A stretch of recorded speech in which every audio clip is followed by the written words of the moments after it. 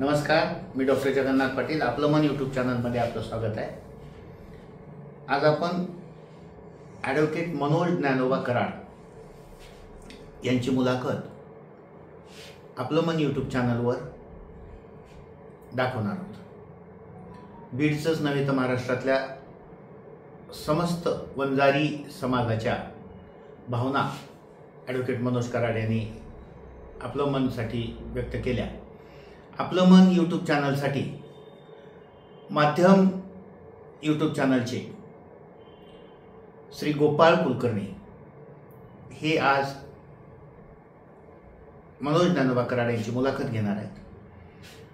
आपण या आपलं मन यूट्यूब चॅनल आणि माध्यम या दोन्ही यूट्यूब चॅनलसाठी शेअर करा, लाईक करा आणि सबस्क्राईब करा.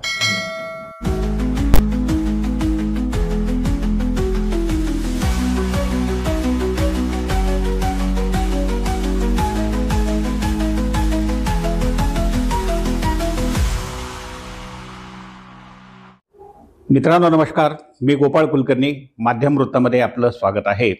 नवीन वर्षाच्या आपल्याला हार्दिक शुभेच्छा देत असताना या नवीन वर्षामध्ये आम्ही काही नवीन संकल्प घेऊन तुमच्यासमोर येणार आहोत.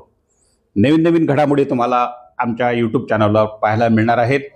आज एक वेगळ्या विषयावर, ज्वलंत विषयावर आज चर्चा करण्यासाठी आपण स्टुडिओमध्ये बोलवलेलं आहे ॲडव्होकेट मनोज ज्ञानोबा कराड. भारतीय जनता पार्टीमध्ये ज्या विविध विंग आहेत त्याच्यामध्ये महाराष्ट्र अधिवक्ता परिषद, त्याच्यामध्ये पदाधिकारी म्हणून मनोजराव यांचा वाटा आहे. ते सार्वजनिक आणि सामाजिक चळवळीमध्ये हिरिरीने काम करतात. भगवान बाबा विकास मंडळाचे ते पदाधिकारी आहेत. मागच्या 25 वर्षापासनं ते वकिली व्यवसायामध्ये कार्यरत आहेत.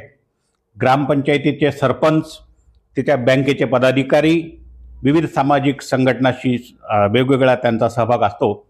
असे विविध क्षेत्रामध्ये कार्यरत असलेले ॲडव्होकेट मनोज कराड यांचं स्टुडिओमध्ये मी मनापासून स्वागत करतो. मनोजराव नमस्कार. माध्यम वृत्तामध्ये आपलं मनापासून स्वागत आहे आणि आपलं मन या यूट्यूब चॅनलमध्ये देखील मी मनापासून स्वागत आपलं करतो.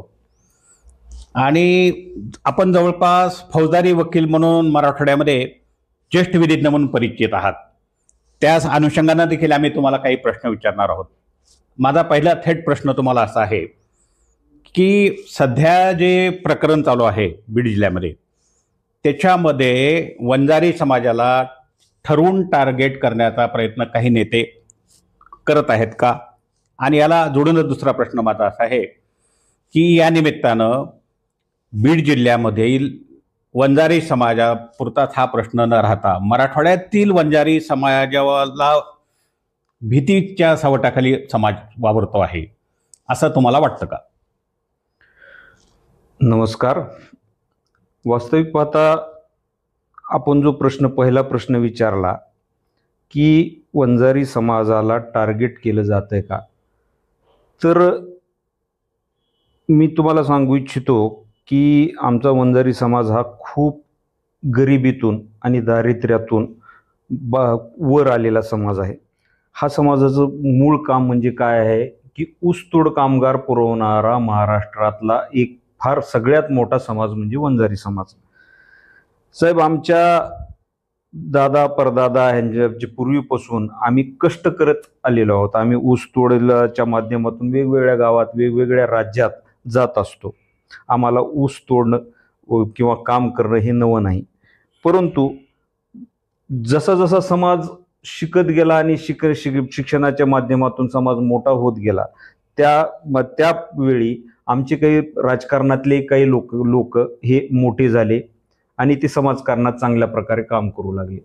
परंतु मागील काही वर्षात म्हणा आपण पाहत आलेलो आहे की बबनराव ढाकणे असतील, गोपीनाथ मुंडे असतील, त्यानंतर पंडितरावजी दौंड असतील, पंकजाताई मुंडे असतील, धनंजय मुंडे साहेब असतील, हे सर्व राजकारणात उत्तरोत्तर प्रगती करत आलेले आहेत आणि सामाजिक काम ते फक्त वंजारी समाजाचंच नव्हे तर बाकी इतर सगळ्या समाजाला सोबत घेऊन ते काम करत आहेत.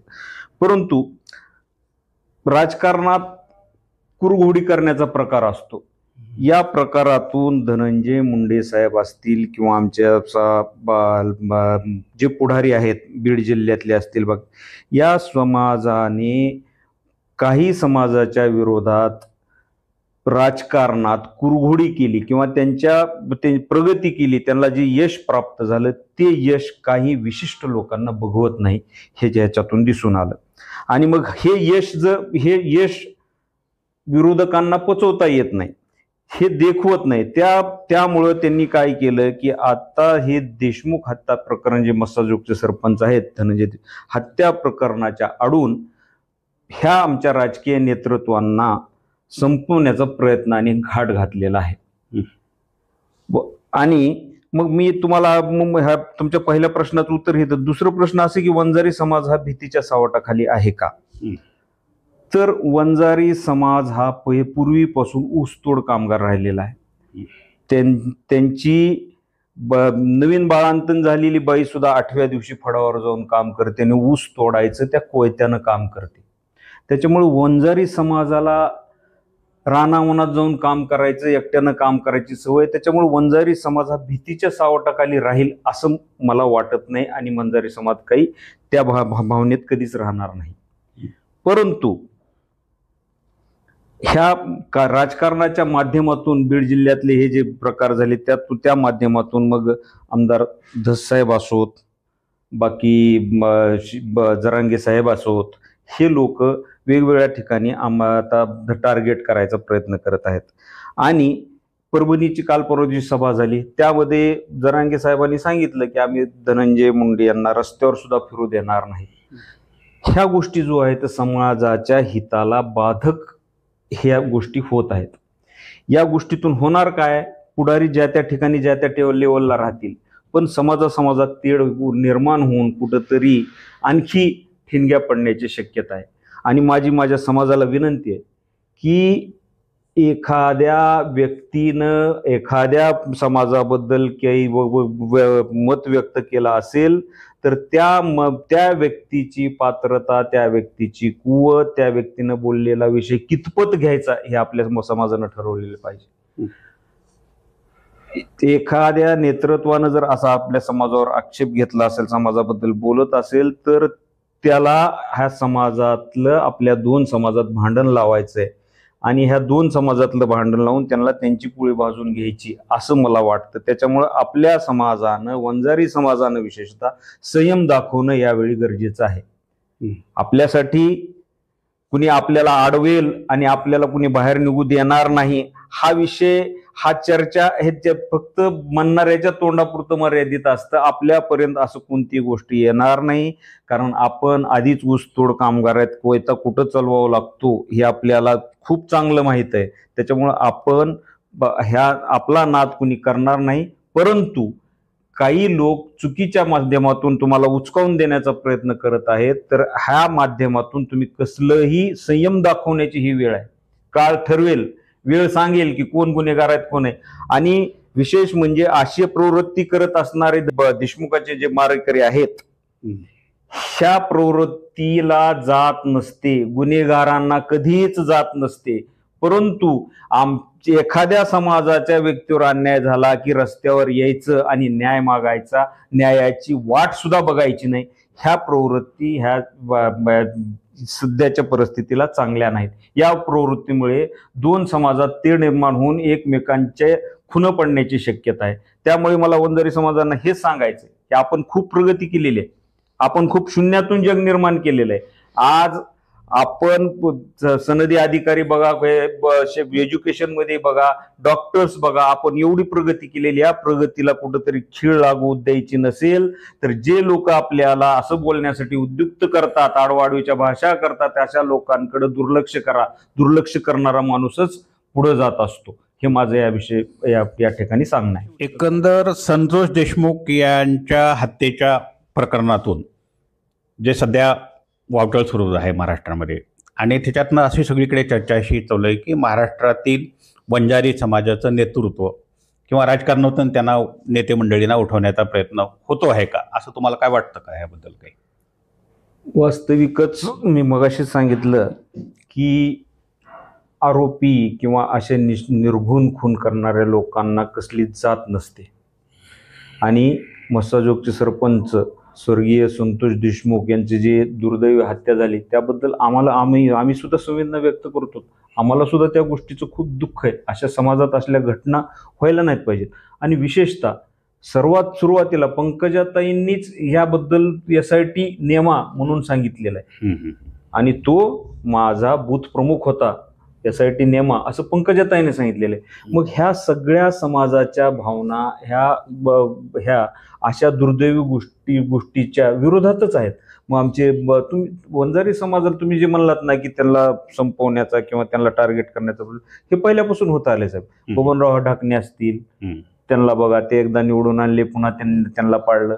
नंतर गोपीनाथ मुंडे असतील, पंडितराव दौंड साहेब असतील, आमच्या पंकजाताई आहेत, धनंजय मुंडे साहेब आहेत, भागवत कराड, YS खेडकर, रमेश आप्पा कराड, रत्नाकर गुट्टे, गित्ते, पश्चिम महाराष्ट्रातील गित्ते कायंदे, असे बरेच लोक आहेत आमचे की राजकारणात हे मराठा समाजाला सोबत घेऊन ज्या ठिकाणी की मराठा समाज जास्त आहे त्या समाजाचं सुद्धा नेतृत्व करतात. म्हणजे सगळे काय गुन्हेगार आहेत का? हे काय जातीवादी आहेत का? परंतु फक्त बीड जिल्ह्यातच ह्या लोकांना धनंजय मुंडे, पंकजाताई यांना संपवण्याचा हा जो घाट घातलेला आहे विशेषतः जुन्या राष्ट्रवादीने, तो हा आता मला एक सांगा साहेब, समाज आता का धस साहेब कालच्या भाषणात म्हणले की इतके टक्के वंजारी, इतके टक्के. अहो साहेब, आमच्या समाजात ऊसतोड कामगाराचे लेकरं IAS IPS होतात, वेगवेगळ्या खात्यात नोकऱ्या करतात, एवढे मोठे नगरसेवक आहेत, महापौर आहेत, आपले औरंगाबादचे महापौर आमचे हे भागवत कराड राहून गेलेले, पोलीस खात्यात आहेत, पोलीस खात्यात एवढे मोठे लोक आहेत. हे काय फुकट होत नाही साहेब, कष्टाशिवाय होतं का? कष्ट करणारा समाज आहे. मग तो शेतात असो, अभ्यासात असो, नाही आणखी खेळात असो, हे असं आहे. परंतु दुर्दैवी राजकारण करायचं म्हणून सुरेश धस साहेब असतील आणि बीडची काही जी सोकॉल्ड पुढारी आहेत हे फक्त ह्या धनंजय मुंडे आणि पंकजा मुंडे यांना टार्गेट करून त्यांना राजकारणातून संपवण्याचा प्रयत्न करीत आहेत असं माझं मत. पूर्वी वंजारी समाजाचे पुढारी सुद्धा नसायचे आणि आमदार खासदार तर बोटावर मोजण्या इतके सुद्धा नसायचे. परंतु वरचूर जसा समाज मोठा होत गेला, समाज सुशिक्षित झाला, समाजाच्या लोकांकडे 2 रुपये कामाच्या माध्यमातून पैसे आले, त्यामुळे त्याच प्रगतीप्रमाणे लोक आता राजकारणात आले. आणि राजकारणात आल्यावर काही लोकांच्या ज्या जागा आहेत त्या ह्या आमच्या लोकांनी, वंजारी समाजाच्या पुढाऱ्यांनी ज्या जागा ऑक्युपाय केल्या, ज्या जागा त्यांच्याकडून खेचून आणल्या त्यांच्या कामाच्या बळावर, तर ही लोक शेवटी मग काम न करता जातीचा आधार घेऊन वंजारी समाजाला कसं बदनाम करता येईल आणि वंजारी म्हणजेच कसे देशद्रोही आहेत आणि वंजारी कसे अतिरेकी सारखं वागतात हे पटवण्याचा प्रयत्न करीत आहेत.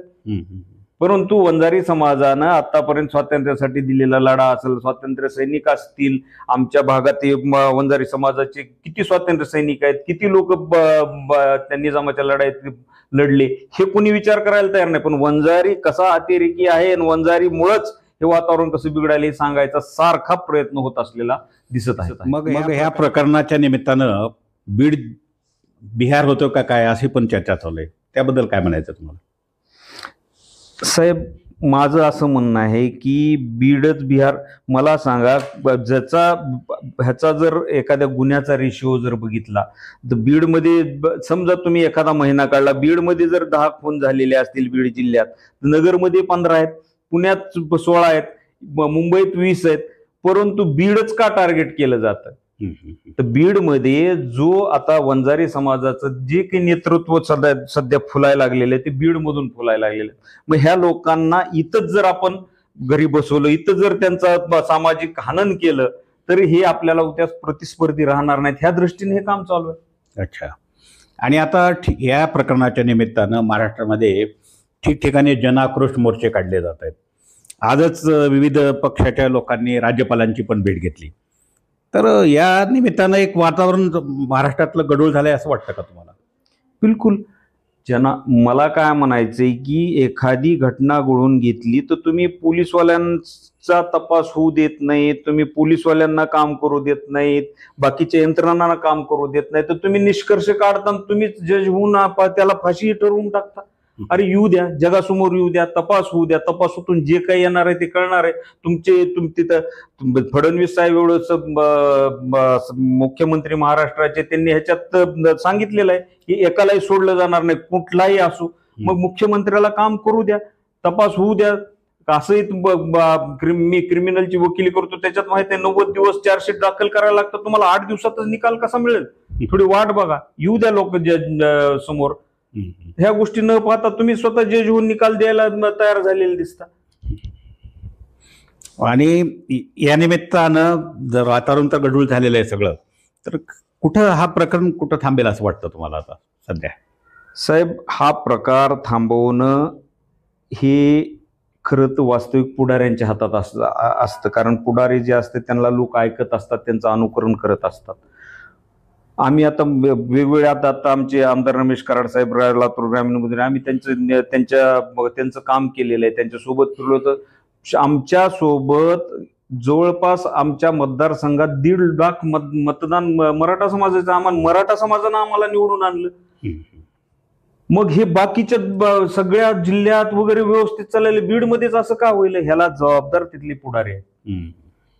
आणि हे पुढारी हे वातावरण पेटू इच्छितात. तिथं जे जे नेतृत्व उगवले त्या नेतृत्वाचं हनन करू इच्छितात. म्हणून हा प्रकार फक्त बीड जिल्ह्यापुरता चालू आहे असं माझं मत आहे. कराड साहेब, आता मुलाखतीच्या शेवटच्या भागाकडे आपण वळलेलो आहोत. तर शेवटचा प्रश्न मी तुम्हाला विचारतो की या प्रकरणामुळं महाराष्ट्रातील वंजारी समाज आणि एकंदर ओबीसी समाज आहे किंवा मराठा समाज आहे, असं एकंदर सगळं राजकारण सगळं पेटलेलं आहे सगळं, तर याचा शेवट कुठं होईल असं वाटतं तुम्हाला? सर, याचा शेवट म्हणजे काय की मागच्या काही दिवसातल्या आंदोलनामुळं आणि जे समाजात घडलं महाराष्ट्रात, विशेषतः मराठवाड्यात, त्यामुळं ओबीसी लोकांना असुरक्षितता वाटू लागली. त्यामुळे ओबीसी समाज, जो की जवळपास 28 ते 65% आहे, हा सगळा समाज एकवटला. हे कारण कशामुळे घडलं? हे कारण असं की मराठा समाजाचं पर्सेंटेज महाराष्ट्रामध्ये 28 ते 33% कमी जास्त आहे. हा समाज रस्त्यावर यायला लागला आणि आम्हाला आरक्षण ओबीसीतूनच घेणार, ओबीसीतूनच दिलं पाहिजे. ह्याच्यामुळे ओबीसी लोकांना असुरक्षितता वाटायला लागली. त्याच्यामुळे ओबीसीचं सगळे एकत्र यायले. आणि त्यामुळं की राजकारणाचं जे आता एवढं मेजॉरिटीवर हे जे म्हणलो लोक निवडून आले भाजपचे, हा ओबीसीचं पूर्ण मतदान हे भाजपच्या मागे गेलं आणि त्यातून हे लोक निवडून आले. नाही, ते जातीपातीचं राजकारण सुरू झालेलं आहे. कारण महाराष्ट्र हा म्हणजे ओळखला संतांचे वारकरी संप्रदायाचं पगडा आहे महाराष्ट्रावर. तर हे यापूर्वी असं कधी बघायला मिळालं नव्हतं जातीपातीचं राजकारण. आता प्रचंड वाद पेटलेला आहे सध्या. तर हे त्यामुळे अनुषंगानं आम्ही विचारलं की हे कुठं थांबायला पाहिजे, शेवट कुठं होईल याचा? आता जातीचं पातीचं राजकारण हे जे पुढाऱ्यांकडून केलं चाललंय, वास्तविक आम्ही बाकीचा जो समाज आहे आम्ही बघतो, आमच्यासोबत मराठा समाज आहे, आमचे सगळे मित्र मराठा समाजाचे आहेत, आम्ही खूप गुण्यागोविंदाने एकत्र राहतो, एकमेकाच्या दुःखाला सुखदुःखाला जातो. फक्त हे जे पुढारी लोक आहेत ह्यांना कुठंतरी काहीतरी राजकारणातून किंवा काहीतरी मिळवायचं आहे, हे लोक स्टेटमेंट करून बाकीच्या फक्त समाज भावना बिघडत आहेत. समाज एकत्र आहे, समाज वेगळा होणार नाही, एकूणमेकाशिवाय एकूणमेकाचं भागणार नाही. मराठ्याच्या दुकानात काय वंजाऱ्यांनी जायचं नाही का, वंजाऱ्यांनी काय मराठ्याच्या कामाला जायचं नाही. हे रिसिप्रोकल आहे, हे एकमेकांचं चालणारच आहे. परंतु ह्या जे समाज आहेत, जे मोठमोठ्या स्टेजवर जाऊन जे बोलणारे लोक आहेत, ह्यांनी असे चुकीचे स्टेटमेंट करणं टाळावं. आणि हे जर टाळलं तर नक्कीच ह्या समाजात दुही किंवा हे असं राजकारण किंवा एकमेकांची दुश्मनी अशा गोष्टी काही राहणार नाही. कराड साहेब, एकंदर धनंजय मुंडे यांना टार्गेट केलं जातं असं वाटतं का तुम्हाला या निमित्तानं? बिलकुल साहेब, धनंजय मुंडेंनाच टार्गेट केलं जात आहे. कारण की हे पहा, धनंजय मुंडेला टार्गेट कोण करतंय? बीडमधले धस हे सध्या 1 नंबरला आहे. सुरेश धस आमदार सुरेश धसांची पार्श्वभूमी तुम्हाला सांगतो. सुरेश धस हे बीड जिल्ह्यात धनंजय मुंडेचे वडील पंडित अण्णा मुंडे हे जिल्हा परिषदेचे अध्यक्ष असताना हे उपाध्यक्ष म्हणून तिथं काम करत होते. पंडित अण्णाचा जवळपास सगळा कारभार सुरेश धस पाहत होते, त्यावेळेस धनंजय मुंडे व राजकारणात नव्हते. आणि त्यानंतर पंडितांनाच्याच आग्रहास्तव गोपीनाथ मुंडेंनी धस साहेबांना आष्टीमधून निवडणुकीचं तिकीट दिलं आणि धस साहेब भाजपच्या तिकिटावर गोपीनाथ मुंडे साहेबांच्या समर्थनावर 2दा आमदार झाले. आणि असं असताना धस साहेबांना आता साहजिक आहे, तुम्हाला सांगतो की आता मुंडे साहेब गेले, मुंडे साहेबाच्या नंतर पंकजाताई आल्या, लगेच धनंजय मुंडे. मग धस साहेबांना त्यांच्या अस्तित्वावर कुऱ्हाड येते का काय असं वाटायला लागलं की माझ्या मागून येऊन माझ्या पुढे हे लोक, ताई पंकजाताई असतील, आमचे धनंजय मुंडे साहेब माझ्या पुढे चालले. त्याच्यामुळे त्यांनी जाणीवपूर्वक हे टार्गेट करायला चालवलं. आता बघा, टार्गेट कोण करतंय? शरद पवार साहेबांचे सगळे जे जुने समर्थक आहेत, धस असतील, त्यांच्या पक्षाचे आमदार क्षीरसागर असतील, शरद पवारच्या पक्षाचे खासदार बजरंग सोनवणे असतील, हे धनंजय मुंडेंना टार्गेट आणि वैयक्तिक टार्गेट करत आहेत. आज वास्तविक पाहता त्या वाल्मिक कराडांचा काय रोल, काय पोलीस तपासतील ना, आणि त्याच्यात जर खरंच धनंजय मुंडे साहेब असतील, न्याय त्याला जे काय व्हायचं कायदेशीर कारवाई होणारच आहे. परंतु आजच धस साहेब आणि तिथले बीडचे जे धनंजय मुंडेचे विरोधक पदाधिकारी आहेत, हे आजच ठरवून धनंजय मुंडेच आरोपी आहे हे, आणि त्याला लगेच मंत्रिमंडळातून काढा, त्याच्यावर गुन्हा दाखल करा, मोका लावा, हे स्टेटमेंट करायचे. हे जय झाले आणि ह्यांनीच निर्णय देऊन मोकळे व्हायला लागले. आजच शरद पवार साहेबांनी मुख्यमंत्र्यांना म्हणजे फडणवीस साहेबांना एक पत्र लिहिलेलं आहे की यांना मंत्रिमंडळातून तातडीने काढा, धनंजय मुंडेंना, आणि त्यांच्यावर कारवाई केली. लांबलचक पत्र आहे ते. तर त्याच्याबद्दल काय म्हणायचं तुम्हाला? वास्तविक हा जो शरद पवारपासून अजितदादा जे बाहेर पडले, अजितदादांना बाहेर पडण्यासाठी सगळ्यात जास्त प्रवृत्त धनंजय मुंडेंनी केलं, असं एक शरद पवार साहेबांचा गैरसमज आहे. आणि माझा पक्ष, माझा पुतण्या माझ्यापासून तोडला, हा शरद पवार साहेबांना जो राग आहे, तो राग ह्या पत्रातून आणि त्यांच्या कार्यकर्त्यांच्या वागण्यातून व्यक्त होत आहे.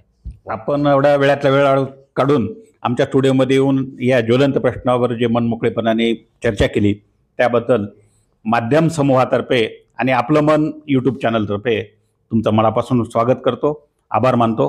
मित्रांनो, आपलं मन यूट्यूब चॅनलला लाईक, शेअर आणि सबस्क्राईब करा. आम्ही असं तुम्हाला ज्यावेळेस म्हटलं त्यावेळेस तुम्हाला आश्चर्य वाटलं असेल, कारण या संदर्भात आम्ही एक स्पष्ट खुलासा करणार आहोत. नवीन वर्षामध्ये आम्ही वेगवेगळे प्रयोग घेऊन तुमच्यापुढे येणार आहोत. आपलं मन यूट्यूब चॅनल आणि माध्यम वृत्त यांचं आजपासून टाईप झालेलं आहे आणि वेगवेगळ्या विषयावर, वेगवेगळ्या काही मुद्द्यावर आम्ही दोघेही एकत्र येऊन असे वेगवेगळे प्रयोग तुम्हाला करण्यासाठी तुमच्या भेटीला येणार आहोत. तर नवीन वर्षामध्ये आपण आता सतत भेटत राहू. माध्यम वृत्त या यूट्यूब चॅनलला लाईक करा. आपलं मन यूट्यूब चॅनलला आपण लाईक, शेअर आणि सबस्क्राईब करा. व्हिडिओ जर्नालिस्ट भैरवनाथ पाटीलसह मी गोपाळ कुलकर्णी, माध्यम वृत्त सेवा, आपलं मन यूट्यूब चॅनल. धन्यवाद.